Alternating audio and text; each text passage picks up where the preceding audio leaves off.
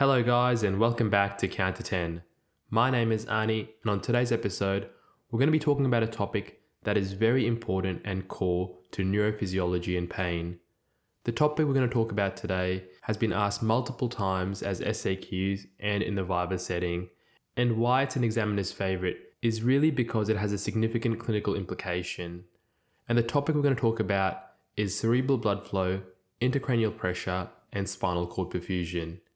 Now, if you go through Mac 95, this topic has 8 learning objectives that are attached to it, but really they're all interrelated, and we're going to talk about the core principles that hopefully help to connect the dots when going through these 8 learning objectives. As usual, we'll touch on some past SAQs at the end, both from the ANSCA and the KICM exam, and hopefully, once we break this topic down into its core principles, you'll start to see how everything is interconnected, and this will then make answering those SAQs and Vivas a lot more easier. So with that said, let's dive straight into it. 1, 2, 3, 4.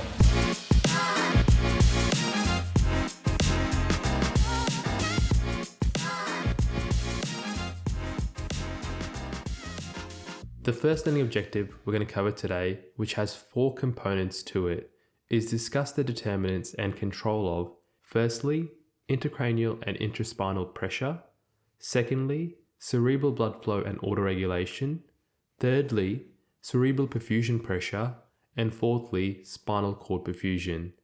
Now this is a huge learning objective and it really covers a few of the other learning objectives that are listed on Mac 95, but the way I'm breaking this down is in 2 sections. The first section, we're going to really focus in on everything that's cerebrally related. The second section, we'll focus in on everything that's spinal cord related. Now those 2 things are interconnected, but we have to tackle them individually for them to make sense as a whole. So in my head, when I think of this topic, I just think of it as 2 LOs. The first LO is looking at intracranial pressure and cerebral blood flow, while the second LO is looking at intraspinal pressure and spinal cord perfusion.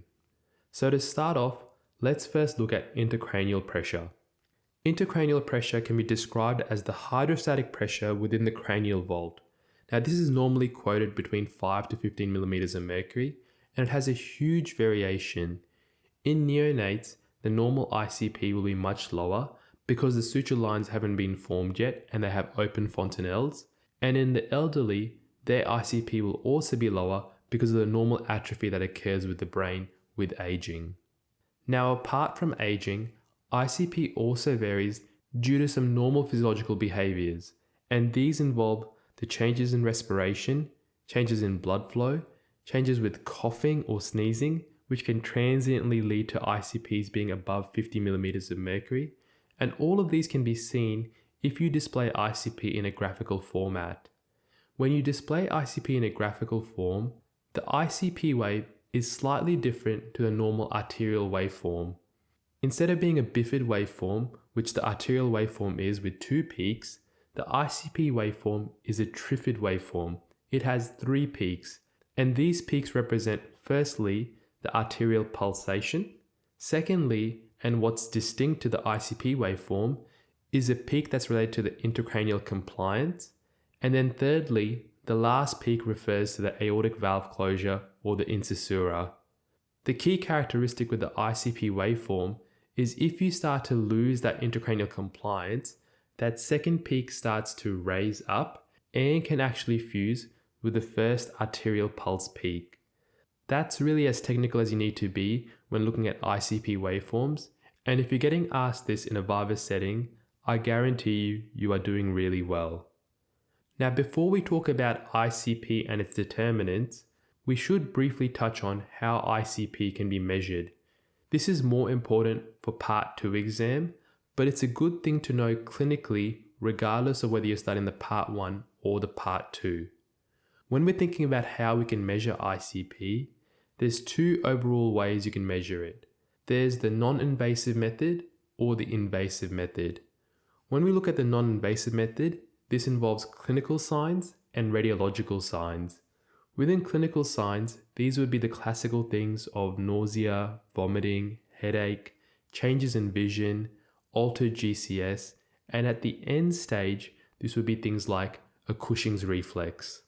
While radiologically on a CT, you might be looking for signs of cerebral edema, which might be a midline shift, a loss of that ventricle space, or sulcal effacement. On the flip side, when you're looking at monitoring ICP invasively, there's really two main ways you can do this. The gold standard is through an external ventricular drain, which sits in the ventricular space in the lateral ventricle, and this is a device that can both be diagnostic and therapeutic, or the alternative is an intraparenchymal probe, sometimes known as a Codman's probe because that's the brand name for it. This device cannot be therapeutic, and the difference is that it's sitting in brain parenchyma, so therefore it's only giving a local reflection of what the ICP is, not a general reflection of what the ICP is in the whole brain, i.e. it's a surrogate marker for estimating global ICP. There are other probes and devices that can also be used invasively, but that is the general overview you need to know. And like I said, it's more important for the part 2 knowledge, but it's good clinical knowledge to have now anyway. When we now move on and talk about the determinants of ICP, this is the first core principle that you have to know.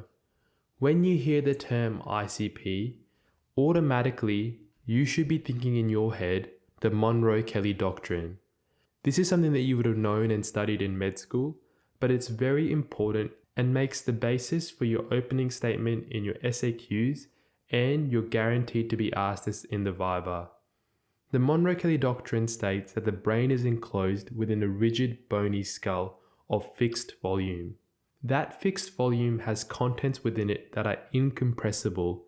Therefore, any change in those contents will cause an increase in the intracranial pressure. These contents that we refer to are firstly the brain parenchyma, secondly the CSF, and thirdly the blood vessels. The brain parenchyma makes up 80% of the contents, while the CSF and the blood vessels make up 10% each. And if we apply this to the Monro-Kelly doctrine, what this tells us is that if any of these contents increases, then there needs to be a corresponding decrease with one of the other contents in order to keep the ICP the same. Otherwise, the ICP will increase. The common things that can alter each one of these contents when we first look at the brain can be things like space-occupying lesions, tumors, or cerebral edema. When you look at CSF, it can be any blockages in ducts that lead to an accumulation of CSF or hydrocephalus. And then when you think about blood vessels, this can either be an increase in cerebral perfusion pressure or an alteration in cerebral vascular resistance. Both of these things we'll touch on later when we look at cerebral blood flow. To describe the interrelationship between these three contents, we can then use a graph which is very important and key, and this is the intracranial elastance curve. Elastance is the reciprocal of compliance, and it can be represented by the equation change in volume over change in pressure. This is the first key diagram you have to know when we're looking at the determinants of ICP. There are a few key important points on this diagram, and how you draw this diagram. On the y-axis, you have ICP in millimeters of mercury, and on the x-axis, you have volume in mils. This graph shows an exponential increase in ICP as you increase volume. Between ICPs 0 to 20 millimeters of mercury, you are in the flat part of that exponential curve. Therefore, you have a lot of room to compensate. And you have two compensatory mechanisms. You have early compensation that is mainly driven by translocation of CSF, mainly from the brain into the spinal cord. And if you remember when we talked about functional anatomy, we said that the overall volume of CSF was 150 mils, which was equally divided between the brain and spinal cord.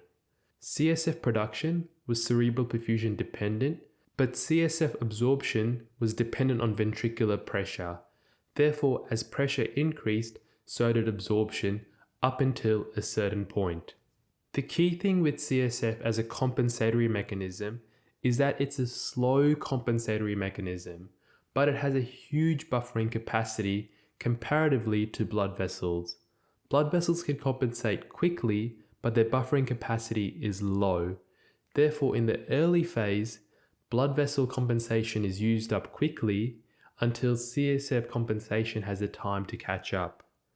Once we get into the late phase of compensation, this is when the ICP is approaching or close to 20 millimeters of mercury.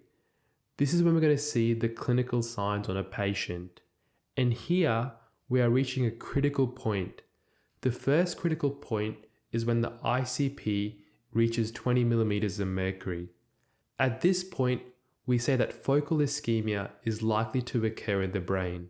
And the reason is because that increase in ICP is leading to a decrease in cerebral blood flow, which is leading to that focal ischemia.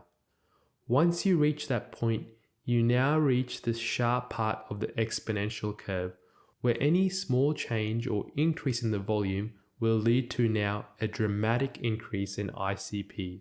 So you go from an ICP of 20 millimeters of mercury up to 50 millimeters of mercury very quickly with very little change in volume. Once you reach 50 millimeters of mercury, this is the point of decompensation, i.e. the point of global ischemia, where all the possible compensation mechanisms have been exhausted, and now you're at risk of coning and getting the classical signs of Cushing's reflex. The physiology behind Cushing's reflex is really twofold. The first stage is that the increase in ICP leads to a decrease in blood supply to vasomotor areas. This leads to local hypoxia, which creates a massive sympathetic surge. That leads to an increase in total peripheral resistance and an increase in mean arterial pressure. And the second stage is that with this increase in mean arterial pressure, you get the baroreceptor reflex being activated. This leads to the vagus nerve being activated, and you get the secondary bradycardia. So you classically see the bradycardia with that really high blood pressure, and you might or might not see some altered respirations associated with this. The goals here, if you get into this stage, is to abruptly decrease ICP. And again, if you remember the Monroe-Kelly doctrine, the only three things you can alter are brain parenchyma, CSF, and blood volume. You can alter the brain parenchyma and decrease cerebral edema by giving steroids. So this might be the case if the increase in ICP is related to a tumor. You can decrease CSF by what we spoke about earlier through an EVD. You can change blood volume through what we're going to talk about next, which is manipulating cerebral blood flow, and then pharmacological management through agents such as mannitol or hypertonic saline. So that is ICP in a nutshell. And like I said, it takes us nicely into talking about the second component of this learning objective, which is looking at cerebral blood flow. The normal cerebral blood flow is roughly 50 mL per 100 grams per minute of oxygen to brain tissue. This is equivalent in an adult to 750 mL per minute, which is roughly 15% of the cardiac output. Out of this 15%, 80% goes to the grey matter, while 20% goes to the white matter, and this makes sense as the grey matter is more metabolically active. In terms of O2 consumption, the O2 consumption in the brain is roughly 3 to 5 mL per minute per 100 grams of brain tissue. This is equivalent to 50 mL per minute of oxygen consumption, which makes up 20% of the total oxygen requirement of the body. Both cerebral blood flow and cerebral metabolic oxygen consumption are coupled together, and this leads to our second important diagram. This is the diagram that depicts cerebral blood flow on the y-axis and CMRO2 on the x-axis. What is evident on this diagram is that it's a clear linear relationship. As the CMRO2 increases, so does the cerebral blood flow.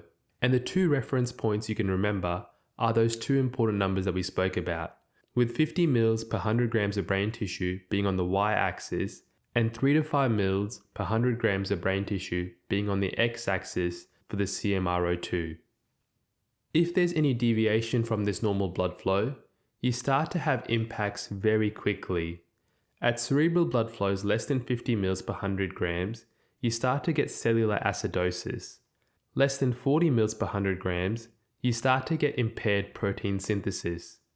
At less than 30 mL per 100 grams, you get cellular edema, and at less than 20 mL per 100 grams, you get failure of ion pumps. When you get to less than 10 mL per 100 grams, that's when you get cell death occurring. However, even small brief changes in blood flow can have a major impact. This is because the brain is the most sensitive to short periods of ischemia, and you see this clinically when patients have orthostatic hypotension or vasovagals. A brief disruption of blood flow for even a few seconds leads to them being unconscious. And the reason why the brain is so sensitive to changes in blood flow is because cerebral function is totally dependent on oxidative phosphorylation of glucose to ATP. Glucose uptake is independent of insulin in the brain, and it's independent using the GLUT1 receptors. Glucose is the main substrate the brain uses, and the brain extracts 10% of the glucose that's delivered to it. The brain has no ability to store oxygen or glucose, so once that glucose that's immediately available is used up, it is completely vulnerable to ischemia. This becomes more important in neonates that have an even higher CMRO2 requirement, but in these groups, ketones can be used as a secondary substrate for energy production. So remember this link between cerebral blood flow and CMRO2.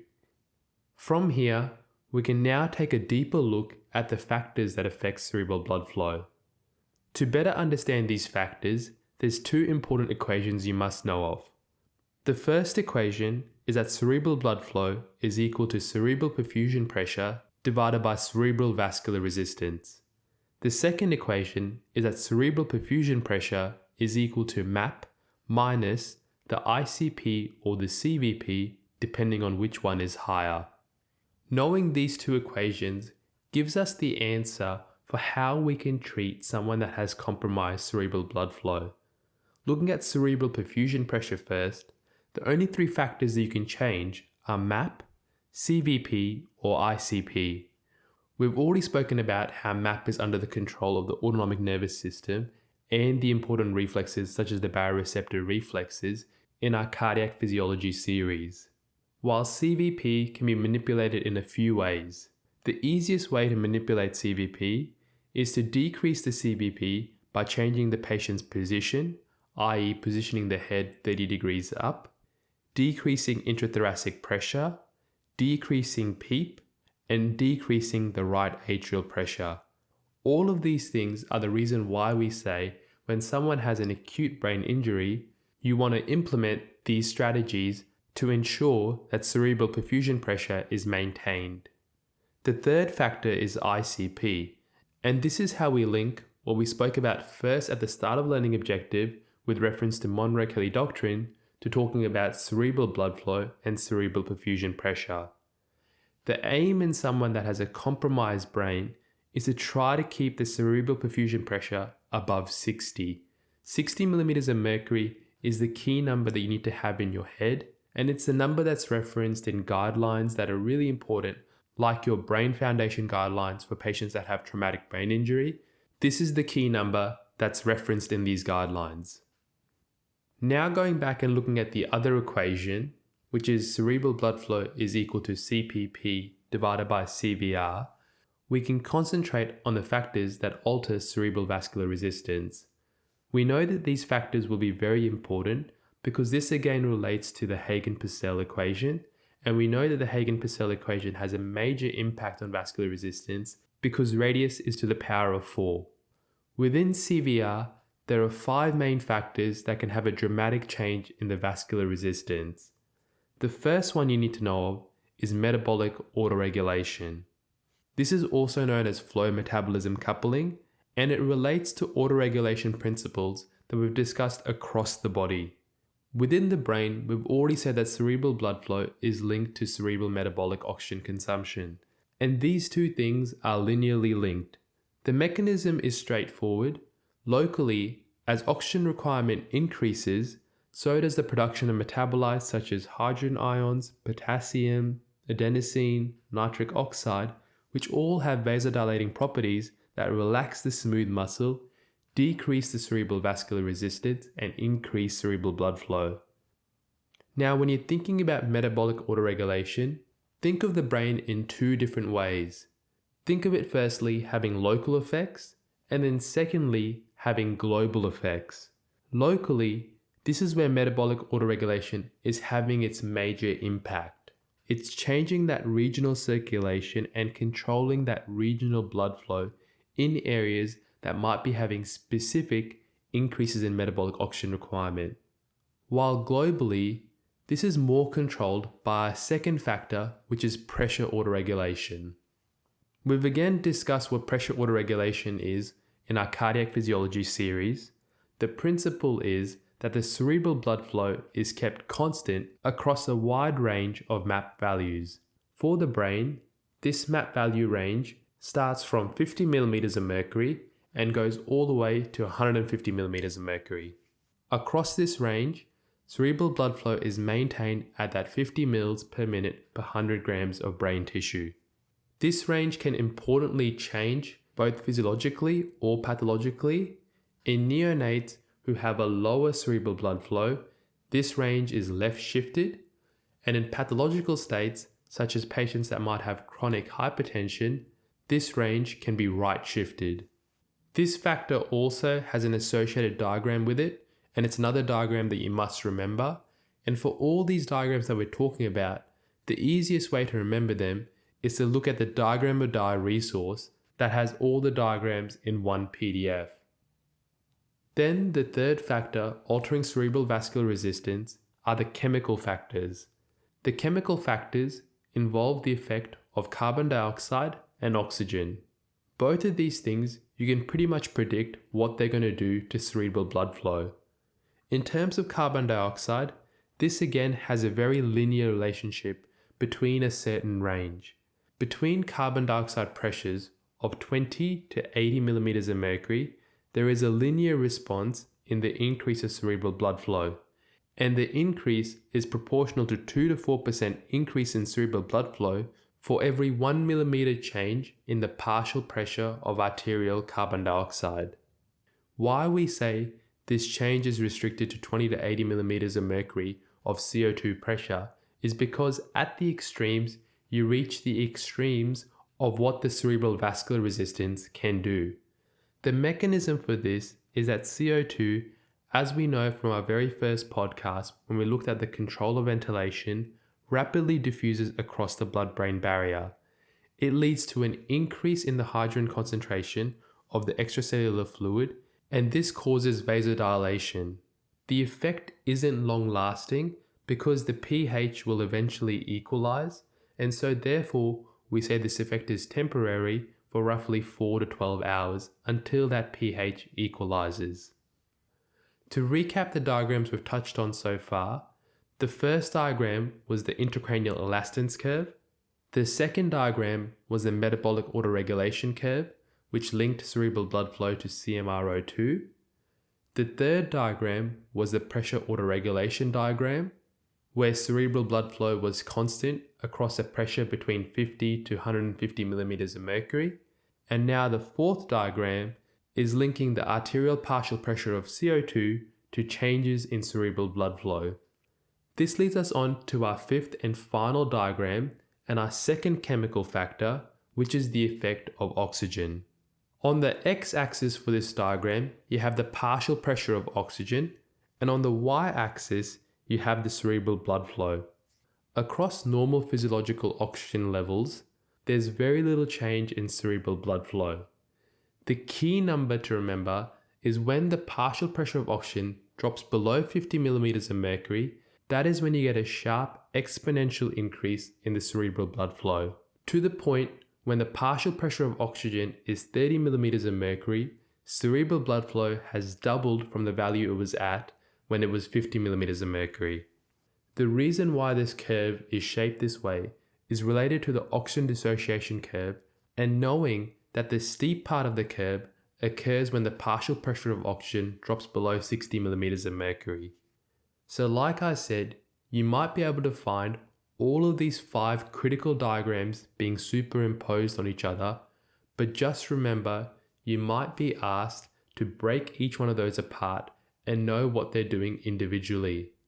The biggest issue I found with superimposing those graphs was that they didn't have a clear intersection point, and I just found that if I was going to do an SAQ or be asked to draw one of these diagrams in a Viva, I was just going to reference the individual diagram rather than remember how to superimpose all of these onto one diagram. Now there's two more factors to speak about when it comes to controlling cerebral vascular resistance.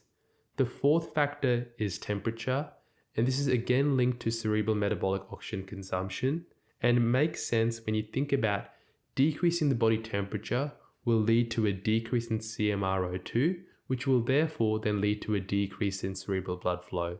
The key numbers here is that the change in temperature by 1 degree Celsius will lead to an alteration of CMRO2 by 7%.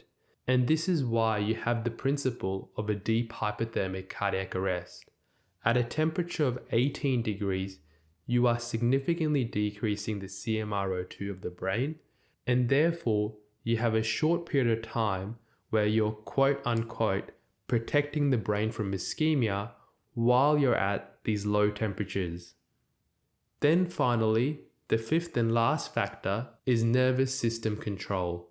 This has very little implication on cerebral vascular resistance and more so a bigger implication on altering MAP, but it's a factor that you must mention just to complete your list of factors that affect cerebral vascular resistance. To recap this list, we started off by talking about metabolic autoregulation, then pressure autoregulation, followed by chemical factors, which included carbon dioxide and oxygen, followed by temperature, and then finally, nervous system control. To finish this section on cerebral blood flow, we'll just quickly touch on the effects that anesthetic drugs have on all the factors that we've just mentioned. The key one that comes up all the time is the comparison between volatile anesthetics versus propofol. With volatile anesthetics, what is said is that above a MAC value of 1, you get an uncoupling of that metabolic autoregulation, which means that your cerebral blood flow increases despite your CMRO2 being low. Therefore, you'll usually see in clinical practice most neurosurgery cases being done with a TIVA anesthetic, but really this only applies if you use a MAC value that's greater than 1. Below 1, that autoregulation is preserved. With propofol-based anesthetics, that autoregulation is also preserved, so you get the ongoing coupling of that metabolic autoregulation. So as CMRO2 decreases, so does cerebral blood flow. And this is a dose-related effect. So you can give someone burst suppression with a heavy dose of propofol in an attempt to acutely decrease their CMRO2, and you know that that decrease in CMRO2 will lead to a corresponding decrease in cerebral blood flow. And this can help to acutely decrease the patient's ICP. While in comparison, you can't just crank up the SIVO to a MAC of 2 or 3, hoping that you'll decrease the cerebral blood flow. At this level, the cerebral blood flow will increase disproportionately to a decrease in CMRO2, and this will actually lead to an increase in ICP. And really, this is the most important clinical implication, depending on the choice of drugs we use, that you need to know about for neuroanesthesia. Yes, drugs like ketamine can increase sympathetic nervous system output, which also increase CMRO2, but the evidence for that is much lower compared to the evidence that we know of that exists with volatile anesthetics. The same can be said with nitrous oxide, which also increases sympathetic output and can also increase CMRO2. On the flip side, opioids can help to decrease CMRO2 and are a good adjunct to use if you're trying to acutely decrease ICP. However, if a patient is not intubated and ventilated, opioids can lead to hypoventilation, which will increase your CO2, which can therefore then lead to an increase in cerebral blood flow, counteracting the effect that you're trying to have. Now, those were some really core concepts that we went through in our first learning objective, which was really looking at intracranial pressure and cerebral blood flow. And now we'll move on and look at the second aspect of this learning objective, which is looking at intraspinal pressure and spinal cord perfusion. Really, hopefully by the end of this, you'll be able to see how both of these two factors overlap and are essentially the same for if you're talking about the brain versus if you're talking about the spine. The thing we need to do before we talk about spinal cord perfusion and intraspinal pressure is just have a review quickly of the anatomy of the blood flow in both the brain and in the spinal cord. As we know, the circulation of blood in the brain is through the circle of Willis, and the circle of Willis is supplied by four main arteries. It's supplied by the left and right internal carotid arteries, and then the left and right vertebral arteries. The carotid arteries make up the anterior 2/3 of the circulation for the circle of Willis, while the vertebral arteries make up the posterior 1/3. What does that mean? It means that the internal carotid arteries are supplying the arteries such as your anterior cerebral arteries, your middle cerebral arteries, and your posterior cerebral arteries, and then the communicating arteries in between these. The bridge between the anterior and the posterior circulation appears to be where the basilar artery sits. Above the basilar artery, you have your superior cerebellar artery, and below it, you have your anterior inferior cerebellar artery.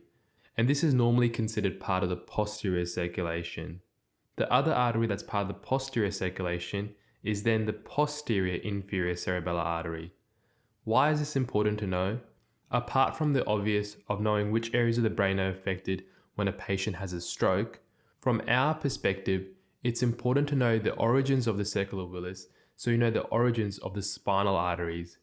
The spinal cord supply is a dual supply. It has an anterior spinal artery and two posterior spinal arteries. The single anterior spinal artery comes from the terminal branch of the vertebral arteries, while the dual posterior spinal arteries come from the posterior inferior cerebellar arteries.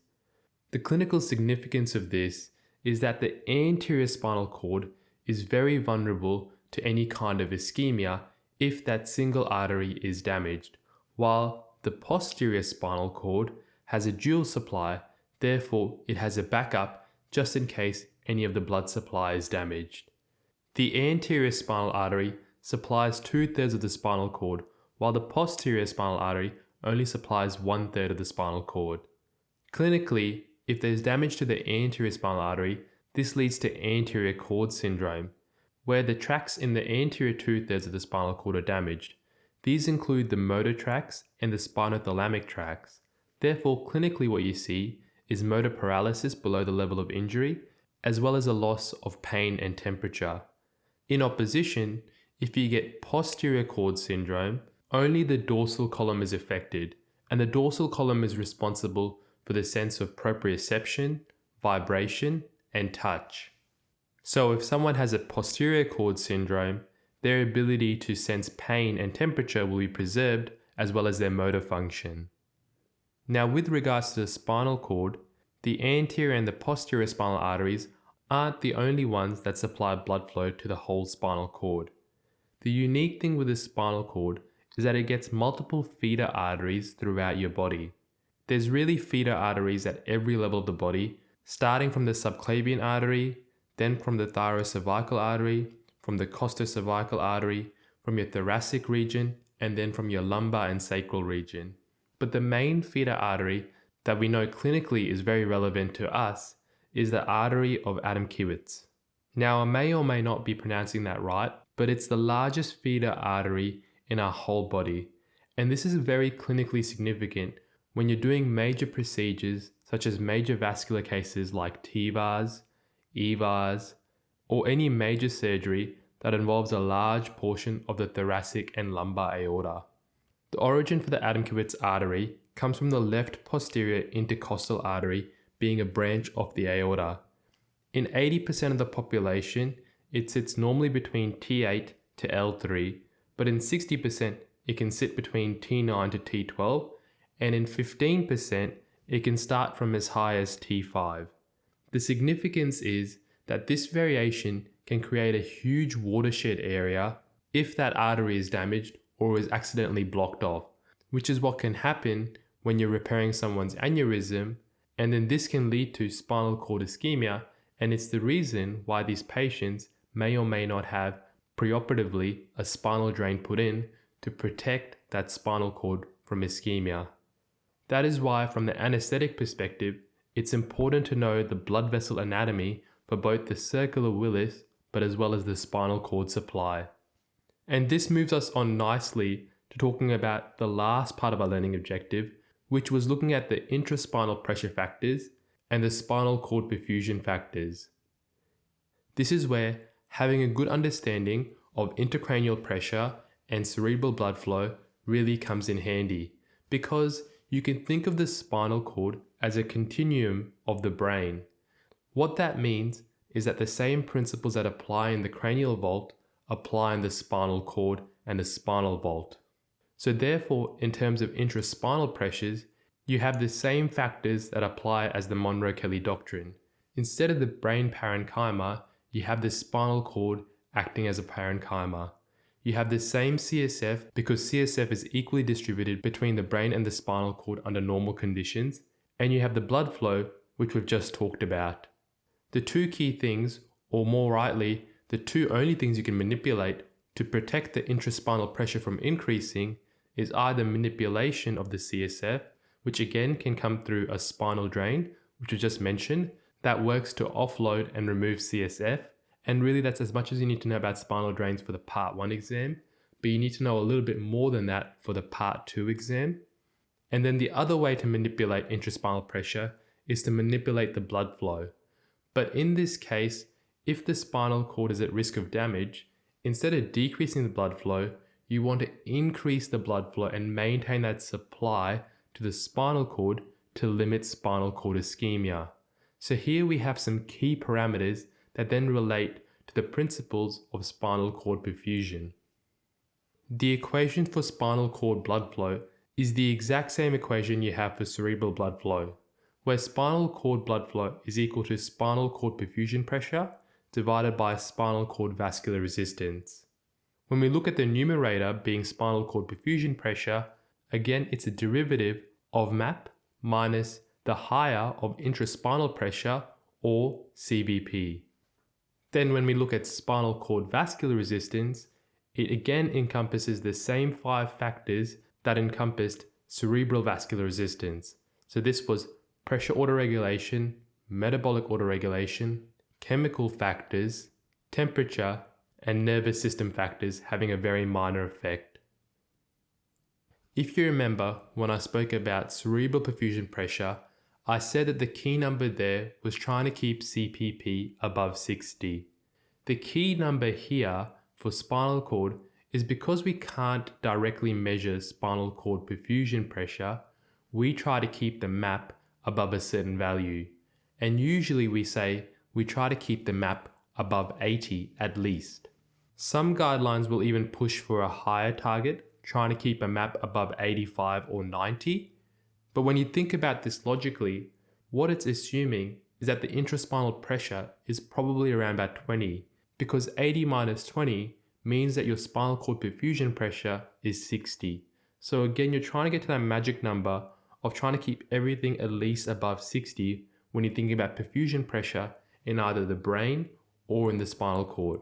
But with the spinal cord, because we can't directly measure perfusion pressure and the only thing we can measure is MAP, we just say to try to aim for a MAP above 80 and in some instances above 85 or even 90.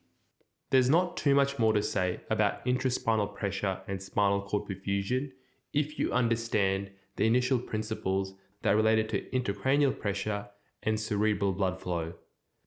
What we will do is cover one of the SAQs that directly looks at this in our next section, which we're going to go through now, which is looking at the past SAQs. Before we look at the questions from ANSCA, I just want to highlight how similar the questions are in the KICM exam, and really they're just all the same question that's repeated in a different way. So in 2018, they were asked to describe the physiological regulation of intracranial pressure. Then in 2016, discuss the determinants of intracranial pressure and outline how it can be measured. Again in 2016, describe the factors that influence intracranial pressure.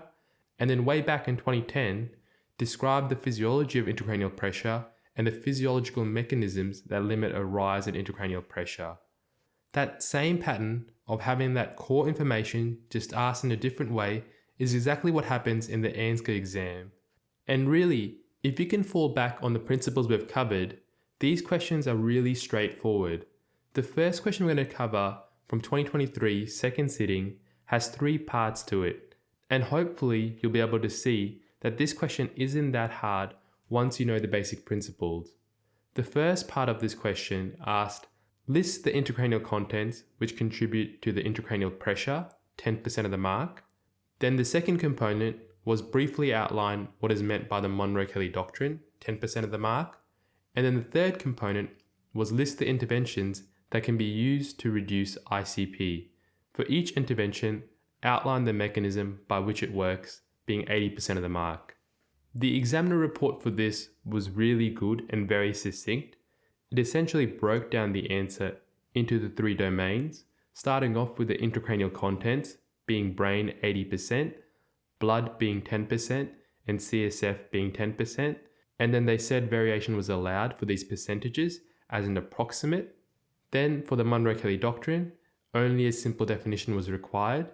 And then finally for the interventions that can help to reduce ICP, some of the examples given were decreasing brain volume, such as hypertonic solutions like mannitol, which we haven't discussed in today's podcast because it more so overlaps with pharmacology, decreasing arterial volume, which can be done by either targeting a low normal PaCO2 or brief hyperventilation, decreasing CMRO2, correcting hypoxemia, correcting hypotension, and preventing hypertension above the autoregulation limit. Then you could decrease venous volume by elevating the head, decreasing PEEP, avoiding coughing or straining on the endotracheal tube, having no ties or cervical collars around the neck to allow venous drainage, and then for CSF, you could drain it via an EBD, and then for space-occupying lesions, you could either remove the space-occupying lesion or decrease the swelling around it through steroids. The key thing in this examiner report, I think, is that they specifically said a comprehensive list of interventions was not needed to pass, but it was expected that these would include some that are directed at manipulating arterial and venous cerebral blood volume. The key issues when people went wrong with this question was either spending too much time in part A or part B with the definitions, or a misinterpretation of what they thought would lead to a decrease in ICP. The key misinterpretation, they claimed, was that hypotension would lead to a decreased ICP. But what the examiners said was that hypotension would actually increase ICP by cerebral vasodilation through myogenic autoregulation. Furthermore, lowering the blood pressure will reduce cerebral perfusion pressure, resulting in brain ischemia and further vasodilation through metabolic autoregulation, and that these points are illustrated in a diagram presented in the examiner report. And this diagram is one of our key diagrams that looks at that pressure autoregulation graph between 50 to 150 millimeters of mercury. So if I was making a model answer for this question, I actually think the user submitted answer in Mac 95 is very good for this. It succinctly answers this question in a 1-page summary, starting off with the contents that relate to intracranial pressure. We've already said this is the brain, CSF, and blood. Then talking about the Monro-Kelly doctrine, and the key principle you have to know is that it's a fixed cranial vault. Therefore, you need to compensate for any changes in increase in ICP with a decrease in one of the contents. Then for part C, I would break this down into the components of the Monro-Kelly doctrine. So this would include what can you do to the brain if the brain is the main issue leading to an increase in ICP? What can you do to the blood vessels if this is the main issue, and relate this to the equation that leads to cerebral blood flow is equal to cerebral perfusion pressure divided by cerebral vascular resistance, and this gives you an automatic 5 factors that you can manipulate to therefore then decrease ICP. And then finally talk about CSF. Because I like to think about it as non-pharmacological and pharmacological management, I would put in pharmacological management at the end as its own subheading to then not miss out on drugs such as hypertonic saline, mannitol, all the drugs we talked about that can decrease CMRO2. So this would either be paralyzing the patient to avoid coughing, inducing burst suppression through propofol boluses, and even thiopentone, which has really poor evidence, and then steroids, which aren't applicable in all situations, but are useful in situations where there's edema, mainly associated with tumors or weird kind of infections. If you can answer this question, you can answer any of the variations we mentioned from the Kickham exam as well. Then with regards to specifically cerebral blood flow, there's been a couple of questions that have been asked a few times, and they both have pass rates below 50%. The last time this question was asked was back in 2021 second sitting, and it was, describe the normal regulation of cerebral blood flow and outline the physiological factors which may alter it. Do not discuss the effects of medication or pathology. The key thing from the examiner report here is that people usually fell down by not reading the question accurately. All they wanted you to include was an understanding of normal cerebral blood flow, an explanation of the major mechanisms that control it, and then the physiological factors that alter it. And really my model answer for this question would just start off with some basic facts and equations, starting off with what normal cerebral blood flow is, and whether you remember it's 50 mils per minute per 100 grams of brain tissue, or it's 750 mils per minute, or it's 15% of cardiac output, doesn't really matter, you just put one of those in. Then you can talk about what normal oxygen requirement is, so normal CMRO2 being between 3 to 5 mils per minute per 100 grams, and the significance of that being that it's 20% of our oxygen consumption throughout our body. Then the next equation would be the equation for cerebral blood flow, and this would have the two components of cerebral perfusion pressure and cerebral vascular resistance. You can then relate this to the Hagen-Purcell equation when we talk about cerebral vascular resistance, and then I would divide this question into specifically talking about the factors that affect cerebral perfusion pressure, and that includes your MAP, your ICP, or your CVP. And when you're thinking about normal physiological factors that may alter those three things, think about what you do on a day-to-day basis. From going from a sitting position to a standing position, your MAP will change. From going from a supine position to a sitting position, your CVP will change. When you cough, when you sneeze, your CVP and your ICP will change. So how does the cerebral perfusion pressure stay constant across a wide range? And really, this is mainly due to the changes of cerebral vascular resistance that happen all the time in our cerebral blood flow. So those changes include the 5 factors that we spoke about: metabolic and pressure autoregulation, chemical factors being oxygen and CO2, temperature and CMRO2, and then neural factors. And you guys at this stage should know what you put in with each one of these factors to then make it a broad answer. The final SAQ I want to talk about is the last SAQ that's been asked on this topic, and it was asked back in 2024 first sitting, which was outline the anatomy of arterial blood supply to the spinal cord. This question had a sub 50% pass rate, and because it's never been asked before, the examiner report was very good for this. Again, it broke down the answer into its domains.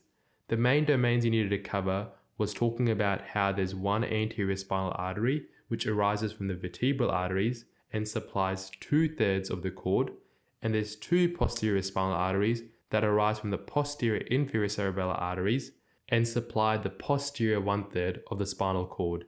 For the examiners, it was necessary to show the understanding that these arteries arise cranially and run down the whole length of the cord. It was anticipated that candidates would know that there are no anastomosis within the cord between the anterior and posterior artery territories, and this is why you have the specific anterior cord syndrome and posterior cord syndrome, because you don't have the ability for each of those arteries to compensate. Then the other key domain was understanding that reinforcement by radicular arteries was supplied at each vertebral level. It was necessary to show an understanding that one major branch in the lower thoracic or upper lumbar region, being the artery of Adamkiewicz, arises from the intercostal or lumbar artery, usually on the left side, and contributes significantly to the supply of the lower cord, usually by reinforcing the anterior spinal artery. The key thing here is to understand that disruption to this artery would lead to a huge watershed area. You could get additional credit in this answer by knowing more detail about the course of the anterior and posterior spinal arteries, the origins and the course of the radicular arteries, understanding the vasocorona, which until I read the examiner report, I didn't know what it was, and it's really just a network of small blood vessels that surrounds the spinal cord, providing its peripheral blood supply. It's formed by the pial anastomosis between the anterior and posterior spinal arteries, and the importance is that it helps to supply blood flow to the outer layer of the spinal cord. The other additional credits could be gained by understanding the potential vulnerability of the spinal cord blood supply, with anatomical correlations to events such as clamping of the aorta or vertebral artery dissection, and then understanding the tracts supplied by the anterior and posterior spinal arteries, with clinical deficits resulting from the compromised supply, which is what we've already talked about when we said that in a posterior cord syndrome, the dorsal column is affected, which is a sensory column, while in an anterior cord syndrome, not only is the spinothalamic tract affected, but so is the motor pathway. However, that sensory pathway for fine touch, proprioception, and vibration is preserved. And because this question was only an anatomy question, you didn't need to apply the spinal cord blood flow equation into here. You really needed to focus in on knowing the anatomy of the circulation, which is why I took time to explain that earlier, and it's not only relevant here for your Part 1 exam, but it's also relevant in your Part 2 exam. And trust me, everyone loves to ask about the artery of Adamkiewicz. So just know it, and if it's the only thing you know about spinal cord perfusion, you'll at least have a good starting point. So we've covered a lot today in a topic that was expected to be very heavy in terms of cerebral blood flow, intracranial pressure, and spinal cord perfusion. Like I said, I haven't gone through all of the 8 learning objectives individually, but I've just broken it down into the 2 learning objectives, one that looked at intracranial pressure and cerebral blood flow, and the other that looked at intraspinal pressure and spinal cord perfusion. All the other learning objectives really encompass everything we've spoken about, and if you have a good understanding of intracranial pressure and cerebral blood flow, you will have a good understanding of spinal cord perfusion and spinal cord pressure. So that will do it for me today, guys. Thank you so much for listening. I'll be back with our last topic of this series, which is a huge one to end on, and it's pain physiology. I'm not going to make any terrible jokes about that. I'm just going to leave it there. I wish you guys the best of luck with your studying, and I'll catch you next time on Count to 10.